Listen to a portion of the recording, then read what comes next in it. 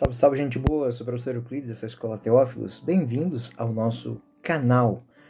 Hoje nós vamos fazer um estudo, continuar a nossa 22ª lição, comentários sobre Apocalipse, capítulo 19. E antes de iniciar, você que está chegando agora, muito obrigado pela sua participação aqui no nosso canal. Não deixe de se inscrever, de deixar o seu gostei, o seu não gostei, né? Mas partilhem à vontade. Gente boa, quero também deixar meu agradecimento a todos os colaboradores do canal, aqueles que fazem isso de forma formal, aqueles que fazem de forma anônima. Muito obrigado a todos vocês. Então vamos lá. O capítulo 19, ele é formado por... ele tem duas partes. A primeira parte, podemos dizer que ela se constitui de um estudo que foca em Apocalipse 19, de 1 a 10, que não é outra coisa senão um pequeno interlúdio. Que seria o que é isso? Seria uma conversa do autor com o anjo. Então ele começa no capítulo 19, 1 a 8, uma canção de aleluia, um grande louvor a Deus. E do versículo 9 ao 10 é o diálogo com o anjo. É como que um parêntese comemorativo que mostra a participação de Deus na história da salvação. Então esse hino de aleluia, essa canção de aleluia, ela é construída de uma forma muito refinada. São várias referências de tudo que já foi visto no livro. Então nós vemos que Apocalipse 1, 2, ele vai fazer um hino de aleluia, né? Sobre algo que já foi ouvido. Depois, Apocalipse 19, 4, os 24 anciões e os seres vivos cantam Amém, Aleluia. E aí, 19, 5, um grande louvor a Deus. E aí, novamente, nós temos uma relação aqui de alegria entre a ação de Deus para com aqueles que foram infiéis, que são personificados na pessoa da prostituta, e temos aqueles que são também personificados à fidelidade, que são ligados à noiva. Então, aqui existe uma relação dessas duas partes do texto. O hino é cantado por uma grande multidão. Provavelmente é uma fórmula de São João que faz alusão ao coro dos salmos, ao coro do povo de Deus. Então, nós temos essa expressão. O primeiro versículo, os versos 1 e 2, reconhece a presença, a força poderosa de Deus trabalhando para a salvação da humanidade. Então nós vemos no versículo 1 e no versículo 2 as seguintes expressões. Aleluia, nosso Deus, a salvação, a glória e o poder, porque seus juízos são verdadeiros e justos. Ele executou a grande prostituta que corrompia a terra com a sua prostituição, que pediu-lhe contas do sangue de seus servos. Então aqui nós temos a manifestação do poder de Deus que está julgando, que está colocando em xeque esse poder do maligno. Então essa é uma primeira realidade que nós temos aqui. Essa realidade que se manifesta dessa forma de uma maneira muito, muito assertiva. O hino é cantado, como disse, por um grande coro. E essa recorrência ao aleluia é uma recorrência também a uma palavra hebraica, é uma palavra da tradição de Israel. O Novo Testamento ela é única, podemos dizer assim, e deriva diretamente do uso litúrgico judaico adotado pela comunidade cristã, ou seja, é uma herança de Israel que entra na vida dos cristãos. A intercessão, a intervenção de Deus na história, ela revela-se motivo de grande alegria. E é por isso que esse hino ele tem este aleluia. Outro exemplo concreto é a condenação da prostituta. Então o versículo vai falar dessa condenação, dessa execução da prostituta, ou seja, ele vai fazer memória ao Apocalipse 17, ao Apocalipse 11, que é a hora da punição, a hora de Deus. houve o aviso feito pelas trombetas e depois pelo derramamento dos cálices onde ela foi executada. Apocalipse 3 repete novamente um aleluia, né? Com imagens que vão falar do incenso, da fumaça que invade o campo, a sala, né, onde estão esses cantores. Aí, Apocalipse 9, 4, 5, os anciãos se manifestam. Os 4 animais prostram e adoram Deus e aquele que se assenta no trono. E aí tem o trono. E aí temos o amém e o aleluia, né? Cantai ao nosso Deus, todos os servos, que temeis, pequenos e grandes, versículo 5 do capítulo 19. Esse terceiro verso, ele é uma manifestação da ação de Deus, uma manifestação da sua graça, da sua glória no meio da humanidade. No centro dessa composição existe um hino de louvor, que apresenta uma fórmula hebraica, outra palavra hebraica, amém. Amém, aleluia. Amém é uma concordância. E no quarto estrofe é o grande louvor a Deus. Louvado seja Deus. Lá também, de fato, está presente o julgamento e a salvação, né? Daqueles que foram condenados e daqueles que se reuniram no grupo dos tementes a Deus, que é o versículo 6. Nisso ouviu uma voz de um imenso coro, sonoro, como o ruído de grandes águas. Aleluia, eis que reina o Senhor nosso Deus, o dominador. Então, o versículo 6 a 8 vai falar desse chamamento à alegria. Aqueles que foram convidados para as núpcias do Cordeiro, de maneira especial a igreja, que é personificada na imagem da esposa. A quinta estrofe corresponde a uma forma inclusiva, ou seja, se a primeira fala da punição, a outra vai falar do soerguimento, da exaltação. E são imagens que nós vamos encontrar no Antigo Testamento. Esse turbilhão de vozes que evocam, geram esse rumor de águas, Então, são imagens que nós temos em Ezequiel 1:24, também o poderoso trovão, Êxodo 19, 16 e 19, e Apocalipse 2, o coro celeste, esse canto de aleluia, é justificado por duas causas. Primeiro, a inauguração do reino, o reino que se manifesta no templo. E aí depois, o cumprimento do hino da sétima trombeta, ou seja, aquilo que foi a condenação, ela foi aplicada. O Apocalipse também mostra, nesse capítulo 19, a celebração de uma união, de um casamento entre o cordeiro e a mulher, que é o tema da sessão de 21, de 21:9 e também de 22. Né? A expressão para o casamento define uma imagem de complementação, de consonância. Consonância entre o quê?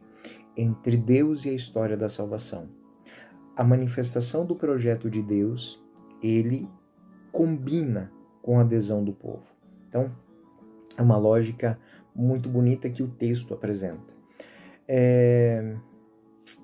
A intervenção escatológica também, ou seja, o Cordeiro de Deus que destrói a corrupção do mundo, destrói o mundo corrupto e transforma a humanidade, a prostituta, numa noiva, é algo que motiva, então, esses hinos de louvor que estão situados no texto. Na última parte do versículo,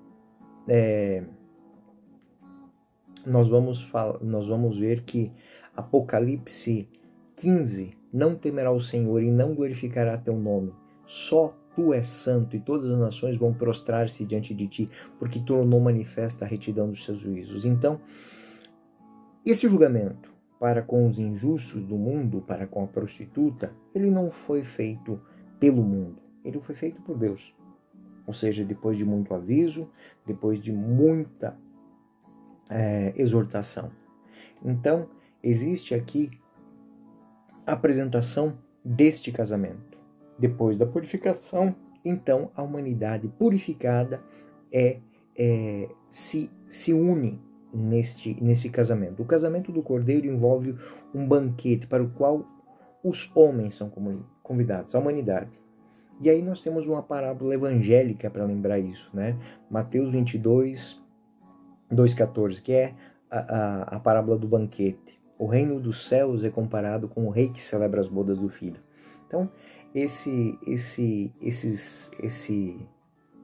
temas evangélicos, eles são chamados aqui. Ou seja, mostrando que muitos foram chamados, todos foram chamados.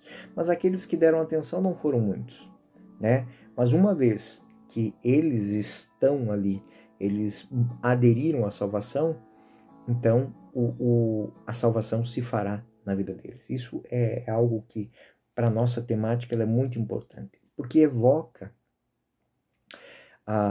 dramaticamente, até podemos dizer, a rejeição de muitos convidados. Então, os primeiros convidados rejeitaram, e aí a imagem de Israel.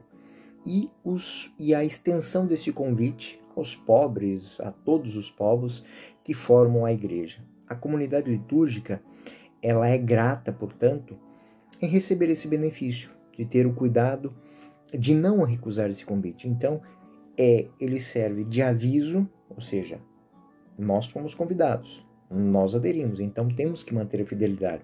E depois a reação de João é muito bonita, porque a adoração, né, a adoração, a manifestação desta adoração, né, adorar os anjos era proibido, um gesto simbólico muito significativo para o cristianismo em Éfeso, né, que possuía alguns desvios, como o culto da adoração aos anjos. Então aqui fica bem claro. Isso faz memória também de algo que está em Colossenses 2,18. Ninguém vos roube o bel prazer à palma corrida. Sob o pretexto de humanidade e culto aos anjos, desencaminhem essas pessoas em suas próprias visões. Né? Na linha da tradição judaica, isso tinha que ser bem tratado, porque na tradição judaica se considerava os anjos como mediadores da lei divina, né? Mas como existe esse, digamos assim,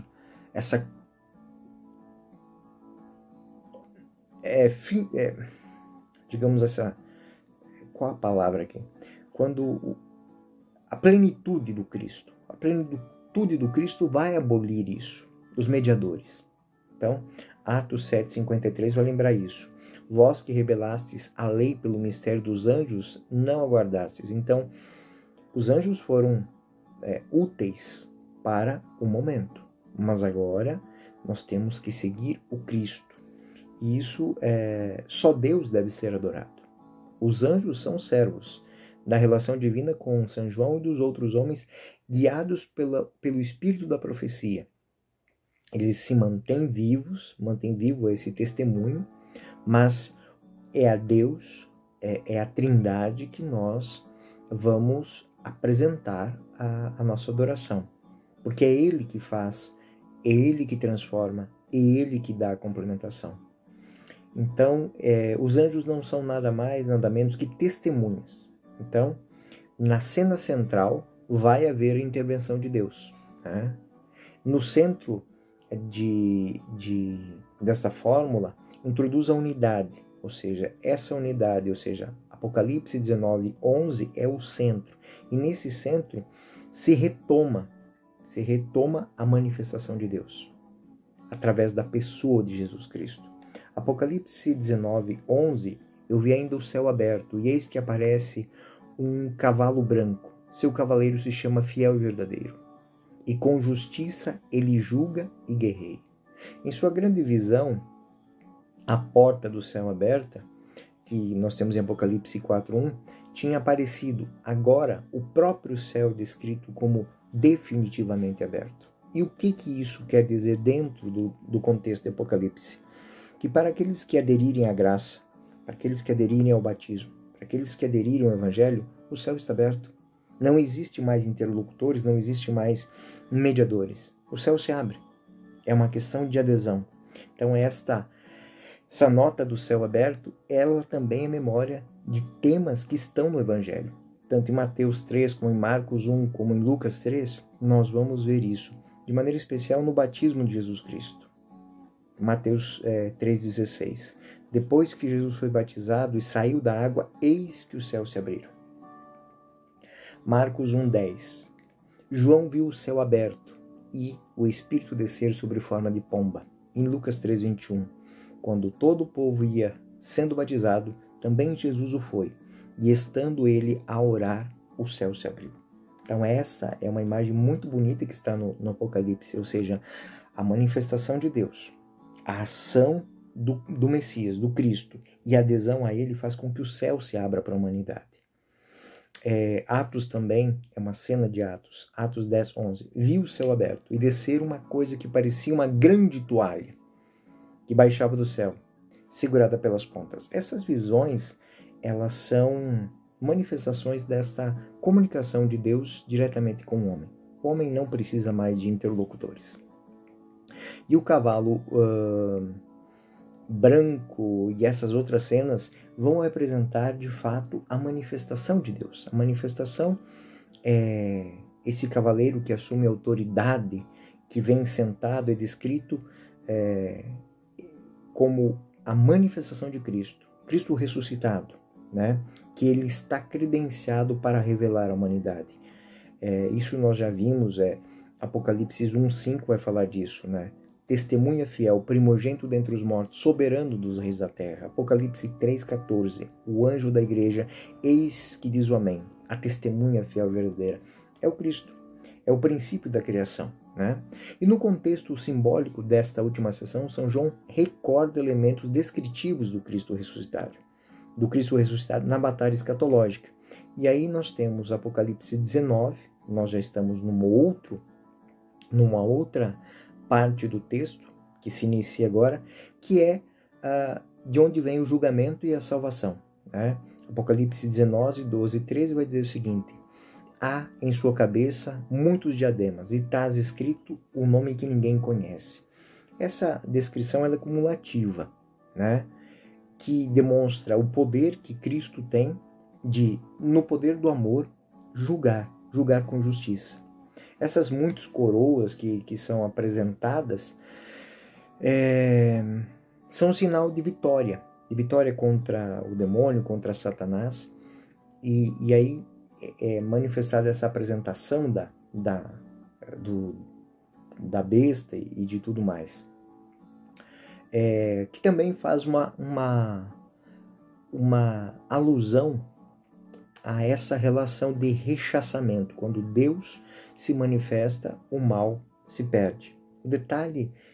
Alguns detalhes que nós temos, como o manto, porque o que dá a libertação ao povo, o que traz a libertação ao homem? A paixão, morte e ressurreição do Cristo. Então nós temos detalhes como o manto encharcado de sangue, que é tirado de um poema de Isaías, né? Envolvido num traje magnífico, tuas roupas são vermelhas, esmaguei-os com fúria, o sangue deles espirrou sobre o meu vestuário. E que evoca essa sangrenta intervenção de Deus contra o inimigo. Mas não é o sangue do inimigo que corre, mas o sangue de Cristo que corre sobre os inimigos, né? E apaga o mal. O cavaleiro é o próprio Cristo, o cavaleiro é a palavra de Deus que vai se espalhando sobre a terra. Quando no prólogo de São João, João, tanto no versículo 1 quanto no versículo 14 do capítulo 1, se fala muito disso. No princípio era o Verbo, e o Verbo estava junto de Deus, e o Verbo era Deus, ou seja, a manifestação de Deus é do princípio ao fim da existência do homem. Ele é princípio, meio e fim. Ele é o alfa e o ômega. E o Verbo que se fez carne e habita entre nós, ele traz a glória. Ele traz a glória do Filho único, e essa glória foi recebida do Pai. E esta glória é trazida para o mundo e revelada pelo Cristo. Existe outra referência também, que é esta imagem apocalíptica, né? É o Cristo que desce silencioso do céu, e no silêncio ele destrói o trono do maligno. E é o que destrói o trono é a palavra de Deus. Com o poder da palavra, Deus cria e Deus recria a humanidade. O cavaleiro, portanto, ele realiza a libertação do novo êxodo. Então, este cavaleiro é aquele que conduz o povo para o céu. Não é Moisés, não é mais Moisés, mas agora este cavaleiro. Este cavaleiro com os exércitos celestes, que é a visão de Apocalipse 19:14, né? Seguia um cavaleiro branco, cavalos brancos e seus exércitos vestidos de linho e de brancura imaculada. O exército celestial acompanha o Logos, é a grande metáfora apocalíptica da batalha entre o bem e o mal, as forças de Deus e as forças do maligno. E existe uma menção muito bonita sobre isso em Mateus 26:5, quando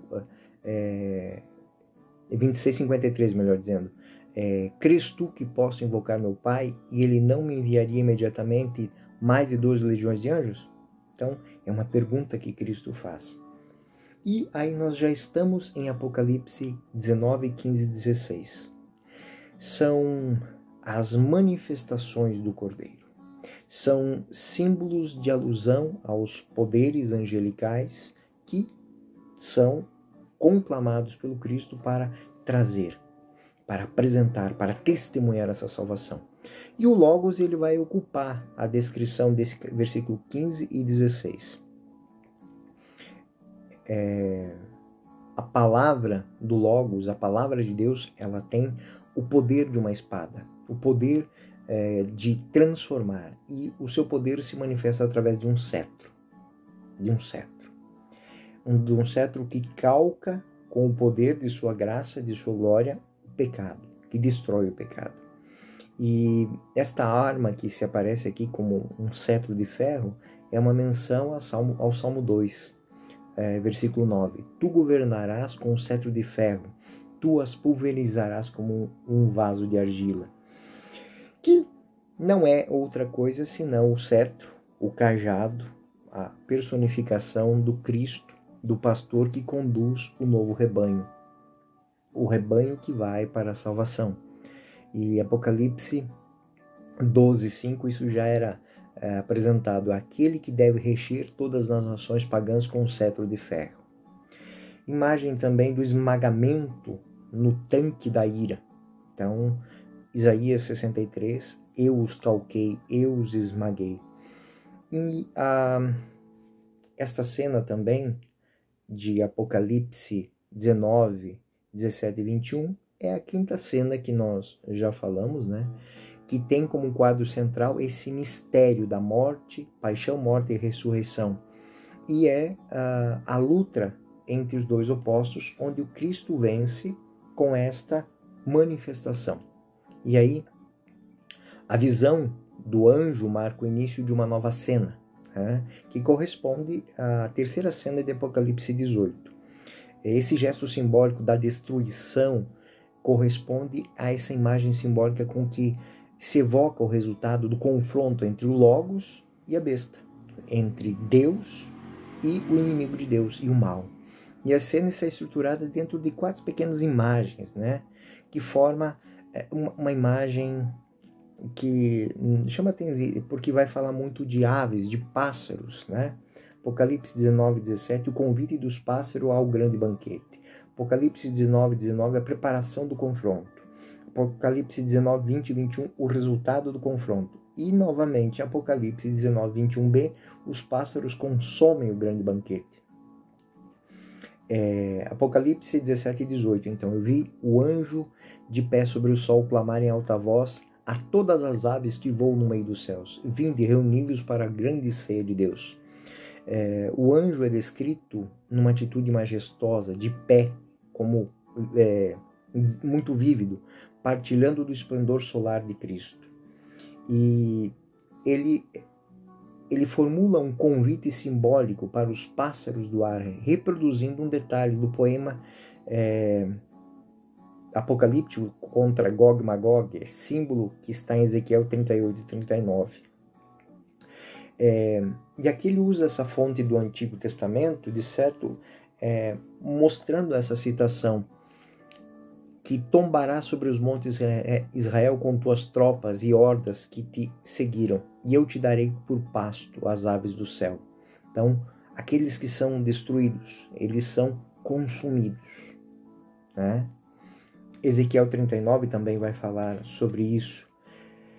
Acima de tudo, podemos dizer que acrescenta-se à lista dessas vítimas nada mais, nada menos que a finalização.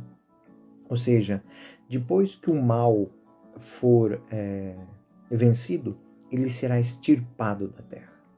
E no outro lado nós temos um outro banquete, o banquete da santidade, o banquete da beatitude. O banquete da beatitude, o banquete do casamento, nós temos o banquete do julgamento, onde o mal, depois de vencido, é dado às aves do céu, ele é consumido, comido, ou seja, ele não fica na terra. Ele vai para os ares, ele desaparece. E em Apocalipse 19, então, o banquete do casamento contrasta, né? O esboço descreve os dois lados opostos e tem um símbolo do poder político corrupto, cercado pelos homens que exercem concretamente a história. E aí é outro símbolo do Logos de Deus.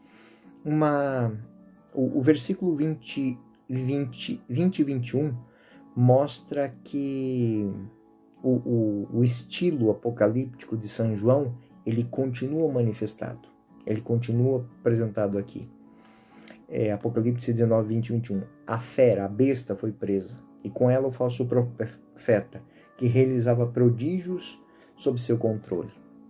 Ambos foram lançados vivos no lago de fogo sulfuroso, e os demais foram mortos pelo cavaleiro, com a espada que saiu de sua boca, e todas as aves se fartaram dessas carnes. Então, aquela imagem que eu lhes disse. Se existe a imagem do banquete daqueles que são convidados para o banquete, existe a imagem daqueles que são destruídos. E, depois de destruídos, as suas carnes são dadas. É o sinal da consumação, do mal que deixa de existir. E aí, o final desta cena vai mostrar estas palavras que são proferidas dentro dos evangelhos. Ou seja, o que vence o mal no mundo é a adesão que se dá ao evangelho. É a adesão que se dá à palavra de Deus. Esse cavaleiro que vence com a espada que sai de sua boca, o cavaleiro é Cristo e a espada é o evangelho. A palavra de Deus, que é como uma faca de dois gumes, né? Apocalipse, ele tem essa capacidade de fazer a gente ver a história num outro prisma. O Apocalipse 19, então, de maneira sintética, vai falar disso. A manifestação de Deus. A manifestação de Deus sempre vai trazer alegria para aqueles que o buscam e tristeza, indignação para aqueles que o rejeitam. O fato é que, uma vez que ele se manifesta, não tem volta atrás. Ou eu sou de Cristo, ou eu sou quente, ou eu sou frio, eu não sou. Então, esta é a relação. Então, João 8:20, por exemplo, as palavras que proferiu Jesus ensinando no templo, junto aos cofres de esmola, ninguém o prendeu, porque ainda não chegava a sua hora. Ou seja, existe um verbo muito interessante, o verbo piazo, ou seja, ninguém o prendeu. Ele não, até que se cumpra, não existe como deter esta palavra. Atos também, Atos 12:4 vai fazer memórias a isso também. Então, para finalizar, se houver alguma referência a esta manifestação de Deus, existem outras interpretações, claro, mas o fato é que o capítulo 19 vai falar da vinda do Cristo, da aplicação da sua justiça e da alegria de todos aqueles que se encontram com Ele, que abraçam a Ele. Então essa é a relação que nós encontramos dentro do capítulo 19. Ou seja, o capítulo 19 é o sentenciamento do fim dos poderes corruptos, da humanidade corrupta, da política, da economia, ou seja, onde a palavra de Deus se manifesta, não existe espaço para que se manifeste a injustiça. Então, isso serve de uma grande reflexão. Por que ainda existe tanta injustiça no mundo? Por que ainda existe tanta injustiça dentro dos nossos, digamos, ambientes político, econômico? Então, quanto maior é o estrago que esses ambientes fazem na sociedade, maior é a nossa permissividade para com eles. Permissividade entendida como: eu não tenho dependência. A minha dependência é a Deus, a minha dependência é o Cristo. A minha preocupação maior é a salvação. Esse é o ponto de vista cristão. Né? Então, São João quer propor essa reflexão. O mundo te faz sofrer por quê? Porque você é conivente com ele. O mundo destrói a tua vida porque você compactua com ele. O mundo consome a tua família, consome a tua comunidade, consome a tua vida. Por quê? Porque você é conivente com ele. Você compactua com ele. Porque nesse ambiente onde a palavra de Deus está no centro, ela vai, a justiça vai reinar, a bondade vai reinar, o amor vai reinar. Então, esse é o ambiente que nós cristãos devemos propiciar. Né? Então, essa realidade, ela mostra que onde Cristo chega, o mal é destruído. O mal se torna alimento dos corvos, das aves dos céus, das aves de rapina. Então, onde a palavra de Deus entra, não existe lugar para o mal. O mal é destruído. E destruído e arrancado da terra. O Mateus 24, 28 faz uma menção disso. Onde houver um cadáver, aí se juntarão os abutres. Se eu sou adepto a comer carne podre, então eu vou seguir isso, eu vou viver nessa realidade. Lucas 17, 37. Onde está o Senhor? Respondeu: onde estiver o cadáver, ali se reunirão também as águias. Né? Também os abutres. Então essa relação, a última expressão que nós temos no Apocalipse 19, ele vai mostrar, Apocalipse 19, 21, os demais foram mortos pelo cavaleiro, com a espada que saiu da boca, e todas as aves se fartaram. Ou seja, a glória de Deus, a salvação de Deus, ela transforma o mundo. Mas eu tenho que aderir a ele, senão eu sempre estarei conivente com o mal. Enfim, essa é a reflexão que a gente faz dentro de Apocalipse capítulo 19. Eu sou o professor Euclides e essa é a Escola Teófilos. Bem-vindos ao nosso canal, você que chegou hoje, você que já nos prestigia há muito tempo. Meu muito obrigado por ter deixado entrar em sua casa. Até o próximo vídeo. Fiquem com Deus. Tchau, tchau.